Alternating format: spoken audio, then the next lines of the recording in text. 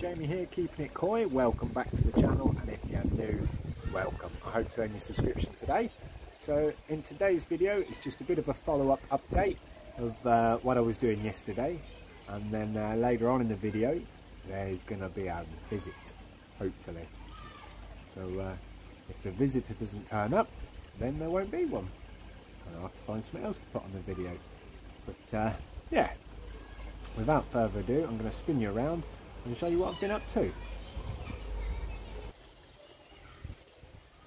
So in there now, all the oyster shells are out.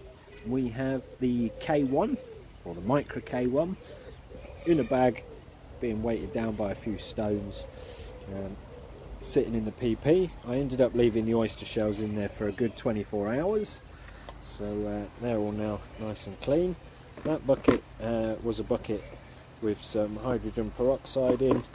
I just gave them a quick rinse in there before chucking the majority of them in here. So I'll probably keep another couple of handfuls of them. So when I've basically got my new backy shower on there, I've already got a handful or two of oyster shells in there, but no harm in another handful or two, is there? So yeah, I'm going to keep another handful or two to go in that new shower when it finally gets here.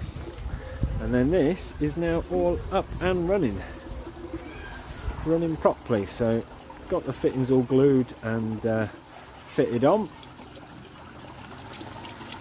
That's trickling in there a good one. And then in there you can see I've got just a couple of offcuts of filter floss. Loads of oyster shells on the top, you can see, and then all the media is underneath. But yeah, that's running a good one. It does have a tiny bit of dribble back, even though it is tilted towards the pond. You can see, let me get a better angle. You can see the odd drip coming backwards a bit, so I'll think about how I'm going to resolve that. That's a bit low at the minute because they're about to have a water change. These ones have just been topped up. You can see been backing out the pond again today. I couldn't be bothered to scrape all the algae off this time. Just got most of the rubbish up. The shower's still doing really well. Clean that out today as well. So yeah, all looking good on there. So if anybody wants some oyster shells, hit me up. I got a big old bag full, and as you know, they are as clean as a whistle because they were sat in a super concentrated dose of PP for 24 hours. So jobs are good and on that one, as Andy would say. I've done some tidying up again with some plants around here. I mean, no matter how much watercress I pull out, it just grows and grows and grows. I've left quite a lot in that side because we do actually have a Mr. and Mrs. Frog living in here now, so I don't want to disturb it too much, but the mind your own business is still doing okay. The offcut that I've put down there is doing great. The offcut I put in that corner isn't doing so well, but that little tiny shoot that I put there is doing alright. So my random tomato plant that's growing in there is doing well. I am thinking about moving this pot to here and bringing that further forward. I think that is what I'm going to do because it's kind of hidden back there and I really like that. So yeah, I might move that. I've done my last prune for the summer of just these straggly bits of my 3 acer trees and me Japanese white pine, so that looks like a bonsai again now instead of a little bush. So the wire comes off that next year. Whoop whoop. See how it looks then. But yeah, so all the acers have had their final little snip, and then for those of you that are keeping acers and are trying to get them to how you want them, best time to then re-prune them to the major prune to get the kind of shape you want is end of February, beginning of March. Basically, you want to see the buds on the plant but no leaves. So basically when they're in that state, if it will focus, there you go, when you see the buds of the leaves like that but no actual leaves, hack away as much as you like. If you do need to cut any big thick trunks, I would recommend sealing it though, because they do acers do dry out and bleed through a big cut. So yeah, do seal any big cuts. If I need to do any of that this year, I will show you or I say this year, next year now, but if I need to do any of that, I'll show you how to do that. So yeah, we're all looking good on the front. The new pump that I got from Japan Koi Imports is working an absolute treat. These guys are doing, I mean, they all would be at the bottom as soon as I lift this up, but yeah, looks like it's empty. Assure you it's not. They do come up for their food, but they've recently been fed, so but yeah, they're all going to be coming out of there soon, and you'll find out why if what goes to plan goes to plan. Yeah, if you haven't got a set of them, get a set. They come in really handy, especially when you're dipping things in PP. Yeah, tomatoes are going absolutely crazy. I've just found a load more tomato plants. It's absolutely crazy. I know I talk about my tomato plants all the time, but every single tomato plant in here, and there is like hundreds, like way more than I thought, and I've given like 20 of them away. But yeah, all the tomato plants in there were all self-seeded from the one that I had last year. And I just this morning noticed there was a tomato plant in here. So God knows what all these little weedy things are. I need to sort that out. But yeah, found a tomato plant in there, so I've just dug that out this morning and planted it there. So there's another one. But in this trough, all these little green things, hundreds of them again, all bloody tomato plants. Absolutely loads of them. The ones with the long leaves here, they're all tomato plants. Yes, there is the odd weed, but another one there. They're just growing out, like, out of everywhere. So yeah, if anybody comes to visit and you want a tomato plant, I will gladly give you one, because we've probably eaten about 15 already.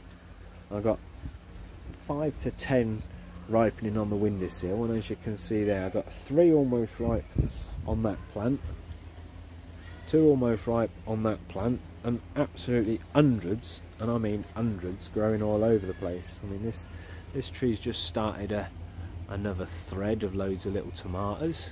This one's funny. I got down here, look. This one's got a funny lump growing out the top of it. It's like a tomato growing out of a tomato, if it'll focus. There you go. How random is that? Very strange. But yeah, they're doing really, really well. UV's back on now, so hopefully that'll clear the murkiness up. But they're loving life.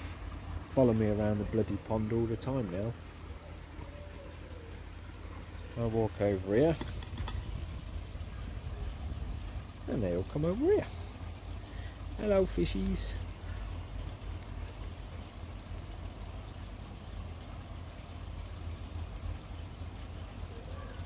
But yeah, they're doing really, really well. House stopped working again. Blooming thing.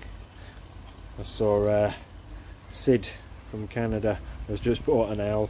But get one of these ones, mate, with a bobble head. They work a bit better because the head moves in the wind. Freaks the birds out. But yeah, look at my pepper plant. They didn't grow very big. I think maybe the pot was too small, but yeah, got 2 red ones on there already. And I've just knocked a flower off. Oops. But yeah, these strawberries have just gone absolutely crazy. I mean, they're pulling these out left, right and centre, look. Meh. Need to get some repotted. But yeah, got the old Sakyakari out. They're being fed on that today. with a bit of mix of other things. Obviously I've got the Japan Koi imports food that I picked up the other day. I am thinking about getting a new air pump as well, so I might take another trip down there at some point. But yeah, the shower's still doing great. I'll show you how this is constructed when I deconstruct it, but getting a damn good flow through there, look.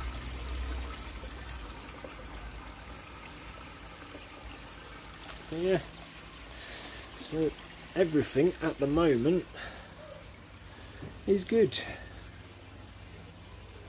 which makes a nice change. Although, as I say, they did just have a fluke treatment last week.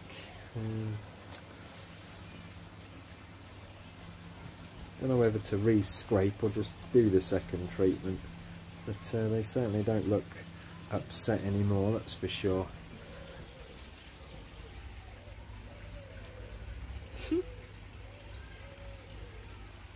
They have only just been fed, but we'll just...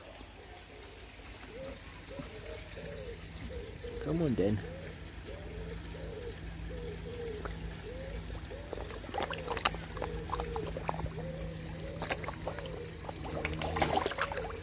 Splash zone.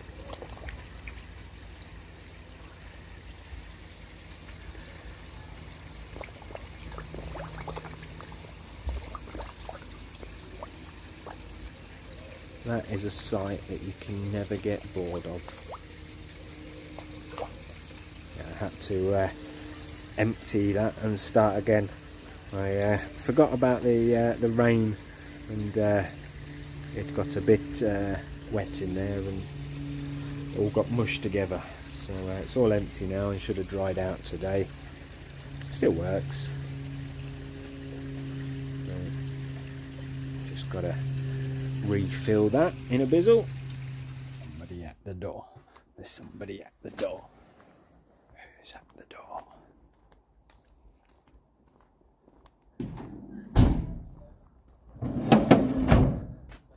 Special delivery. Hey, let's go. So this is the reason for Jack's visit for me today.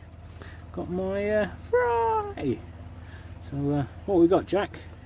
So these are sitting at about 8 to 8.5 weeks old now. Try to get you a mixture of some of the jumbos, the super jumbos, and also some of the new 4 to 6 weeks that we've had in. You'll notice the size difference for the 4 to 6 week old fry.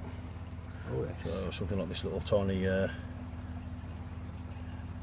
chiba down here in the corner. Yeah. So that little guy there. Bit of a difference. And then you look at something like this, the bigger chiba. Is that an old chiba? Yeah, so it's a Kia chiba, that is. So it's the what do they call it now? Atarashi chiba. So it's Atarashi is a metallic luster, but it's not actually a metallic fish. So that's where the term Atarashi comes from. We've got things like a Sagis, which is just down here. Sweet. Got some nice Kahakus in there. We've got some red Achibas, some brown Achibas, lemon Harawakis, as you'll notice there with the yellow glistening on top of the head. A really nice sort of two-step Kahaku in there. Yeah, what's nice that potential one? sort of Sankey coming through there. Just needs some more white to come through on the head. What else have we got in here? We've got some Saragoys, Jinrin, just by my little finger there. Very nice. What else have we got? Benigoys, just there. Oh, I want a nice Benigoy. And there are some wild type scalations in here as well, if I can find some. There's a really nice Achieva. Oh, yeah. Whether you can pick that up on the camera, but you can just about see the brownage coming through on top. That's clear as day on the camera. Which is really nice. And then you've got things like the Asagi coming through. So these here are what we would class as our jumbo fries, so just over an inch. God, he's already got his orange fruit. This is what I mean, and this is the beauty about what we've done with Yoshikigoi is it's been a hard old battle, and obviously not everything's always portrayed on camera and stuff like that. Obviously all the different test runs that we've been on and stuff, but there's been over 12 trips to Poland this year alone trying to get this nailed on, figuring out weight of bags and boxes and customs and all that kind of jazz. So it has been really, really difficult. But now the system's really honed in. I don't know of anywhere else in the UK at the minute that's got the varieties that we have, the sizes that we've got. I mean, considering the 2-inch plus are 8 to 8.5 weeks old. Yeah. Absolutely incredible. Shameless plug, obviously all they use is the Yoshikigoi food. Yep. But it goes to show, all it is their pro food ground down for the fry. At home, on the individual tanks, because obviously we've got some content dropping over winter on some of our grow ons that we're doing with some of these fry. We're feeding up to 14 times a day. So at the moment we're at 24 degrees, feeding 1.5 times body weight daily with lots of oxygen in there. Yeah. 100% water changes every 3 days to get rid of the hormone growth imbalance that's going to be there in the water. But other than that, mate, water changes are your best friend. Absolutely. Try and keep them around that 24 degrees. That's ideal that we've found for size and growth. Have to plug the heater back in then. I mean, to be fair, with the weather that we've got coming up, we should be having a bit of an Indian summer, mate, so I think it should be all good. It's been a steady 22 at least in that vat pretty much the whole summer. It did get up to 28 at one point. I had to do a massive water change. Oh, spot on. I mean, what's the plan then, long term with these? Are you growing them on to fill out your pond? Are you growing them on to move on, etc, etc? Pretty much the same as I've done every year for the last 5 years. Hand pick the ones I want, yeah, and then move the rest on. No, fair play, fair play. Well, obviously if we get any... That's why there's still a few of your fry that I had off you last year in the main pond, and there's another one to come in the main pond when it gets a bit bigger in there, one of the Yamabuki Ogons. And yeah, it's what I do. If the main pond gets a bit overcrowded, unfortunately the one that's at the least favourite on the list gets moved on and gets replaced with a new one, and it fair just enough. keeps ticking over like that. Are you a believer in salt? Yes. Okay. We run ours when we get fresh frying at 0.5% for 3 days, so I would always recommend the same. And then water change it out, obviously over 3 days anyway. We're doing 100% water change. Yep. We'll run it at 0.3 for another week. Yep. So again, every 3 days. So on your second water change that you do, obviously on your 0.3 dosing, you're then going to re-put your salt back in to get to 0.3. And then after, on your fourth water change then, you don't need any salt. Not that you need the salt, but it's just a recommendation that we go off just to help the fish settle in that little bit better. To be honest, I think that pond's still actually got some salt in. Anyway, not anywhere near 0.5, but it's probably still at about 0.2, I would think. Perfect. Well, these will all be hungry like gannets. Yep. You can see them at the water edge now at the minute because there's a few different midges flying around.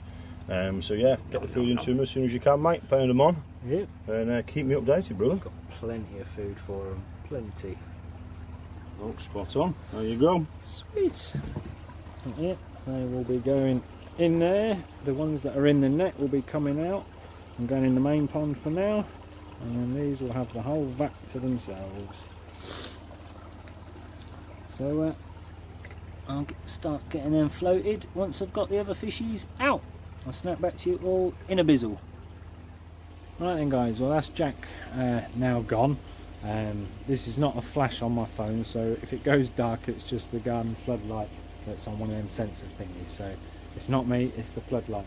But yeah, he's now gone. Obviously it was a late delivery. He'd just been up to King's Lynn, I think he said, to drop off a very large order for a customer of his, and as I'm on the way back for him from King's Lynn, we dropped off my order on the way, which was my Lennox Pro garden light. Hello, there we go.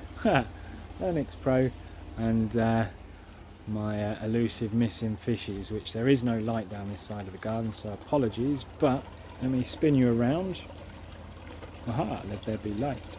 So these guys have all been floating for quite a while now, so they should just about be at the right temperature.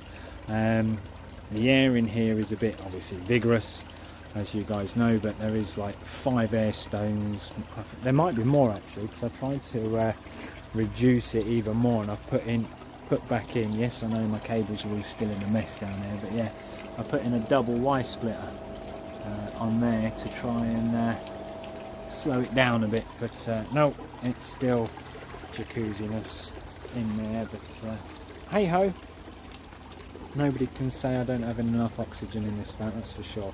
But there is something that I've just ordered that is going to solve that problem, and it could save each and every one of you hundreds of pounds a year.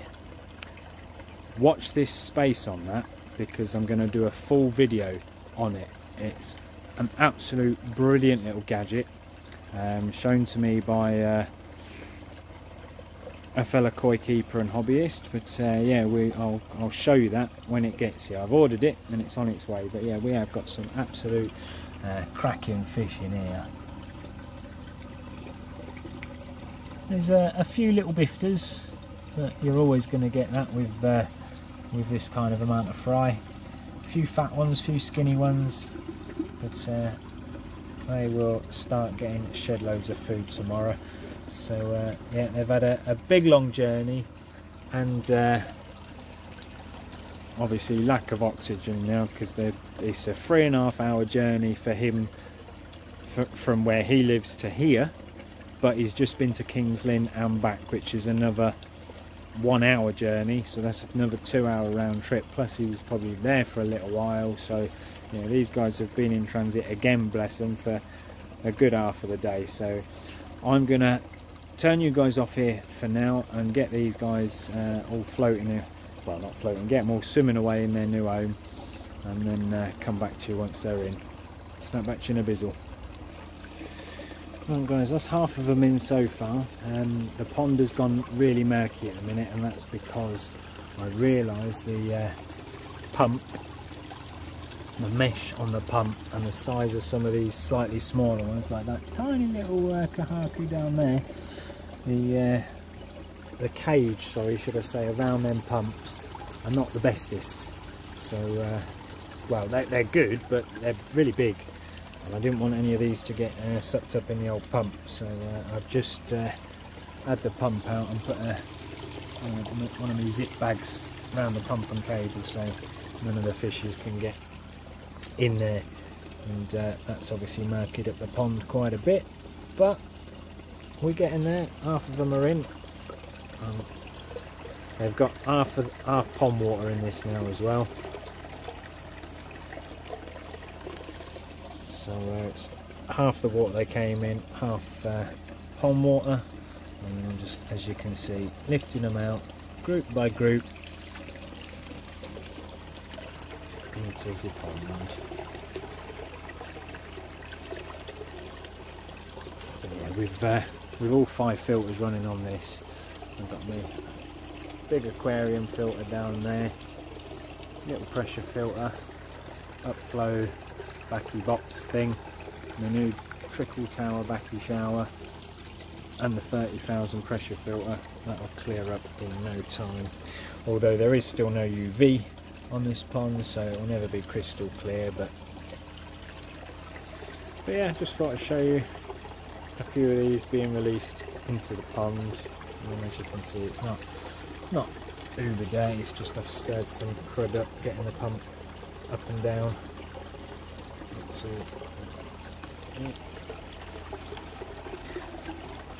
It's the only problem when fish have been in the when fish have been in the bag for so long, you never know how bad the ammonia and nitrite and whatnot it's going to be in the bag. So rather than tip it in the pond, I acclimate them to temperature, mix my pond water with air water so they get used to it, and then I can just lift them straight in. So, the only problem with this net is they sit in the corners and I can't get to them. Look, I'm going to run straight for the corner now, and they know my net can't get into that corner.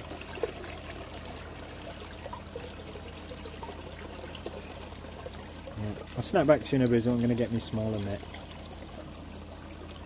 Square net. Go in the corners now, buddies. Although I don't like normally using this net very often because it's a pain to get them back out of the bag. Although with a flow of that air pump, it's not going to be that nice. But yeah, so rather than make you guys watch me try and catch the last few, I'm going to get these guys into the pond and then snap back to you again. Right, that whole bowl of fry are now in here somewhere, and so's a leaf. Oh, no leaves in there, but yeah, they're in there somewhere. And so it's gone really murky now, so we won't be seeing any of them until at least the morning, I think, when it's all cleared back up. But it won't take long for that to clear up. I really need to do something about that air stone now. That is extremely crazy. Maybe I'll just lift that one out for tonight. There you go, so I found the air stone, that's now out and starting to dry, so not making as much of a racket, and by leaving that out as well, that's taken a bit of pressure off all the other air stones. But there's still 4 in there. You'll see there's 2 side by side under there, we've got 2 there, 1 there and 1 there. So we've still got 4 air stones in there, that's plenty for now. But as I say, I've got a gadget coming that's going to sort that out and save me lots and lots of pennies. But they are in there swimming around. You do occasionally see a few. Look, some just down there under the surface. But as I say, the pond's got to clear up now, but I have to do a good clean of the old filters tomorrow. It's not had a good mix up on the bottom for quite a while, because obviously the fish have been in that net for the last couple of weeks, so they've not had nothing's been sort of rooting around the bottom of the pond, stirring all the crud up. And now that I've just lifted the pump off the bottom and moved it around and chucked it back down there with a bag wrap round it, that's stirred up all the bottom. So yeah, if any of that is leftover food that the other fish didn't eat, I'm sure the fry will happily munch on it. Yeah, they look alright, don't they? There's a lot of rubbish by the look of it on that step, because again, the only reason that would be clear beforehand would be the fish would be knocking the crud off, and they've been stuck in the net for a few weeks. So yeah, that's all them all happy as Larry. My own fry still doing happy as Larry. I don't know whether I mentioned it, but I did lose one other one. Was it yesterday or the day before? Don't know. But yeah, so I'm now down to 39 fry. I was 41. Lost one when we had a power cut. And then lost another one the other day. But these guys are all now in here. You can actually see what I've got in there now, look. Got me Grow and Show in there. The Gashiki from Jack's Grow and Show. Got Jinrin Kahaku in there. Got Jinrin Asagi in there. Little Kajakus I bought quite recently. Yeah, got a few in there. But yeah, that net's obviously spooking out these guys. Some of them are all acting natural and normal, but others are staying as far away in that corner under the shower as physically possible. Mr. Chag's at the window saying feed me, but he's stupid because I'm over here. No one's at the window, mate. So yeah, it's getting late. The neighbours are probably thinking, what on earth is this guy doing walking around the garden with torches and cameras and phones? So yeah, I'm going to wrap it up here, guys. Thank you, Jack, for dropping them off on your way home. You're a diamond. I'm sure anyone that watches my channel will have already seen Jack the Reefers, but if you've not, it's Jack the Bolding Reefer. And yeah, he's got a fantastic channel, got a little business, got a koi farm that he's still in the processes of setting up and building, and as you could see, lots and lots of fry. So go check him out, guys. Not very often you get to see my Japanese gardening in the dark in all its glory. Yeah, all the lights are all on. If I turn my flash off, you probably won't be able to see it on the camera, but let's have a go. Oh yeah, there you go. So you've got the coloured lights, one in that pagoda down there, one in that pagoda up there, and one which was going to be a waterfall but I haven't decided yet, so I might even turn it round and put it on that pagoda there. But, yeah, and then you've just got three little, they're all solar, but three other little solar pond lights down there, and then one of them little rock lights down there. But the solar panels for these are all up on the fence. Got one here and one there. Yeah. Bit dark, can't see. But yeah, looks really nice in the dark. In fact, at night you could probably see the amount of Daphnia in here better than you can during the day. Let's have a look.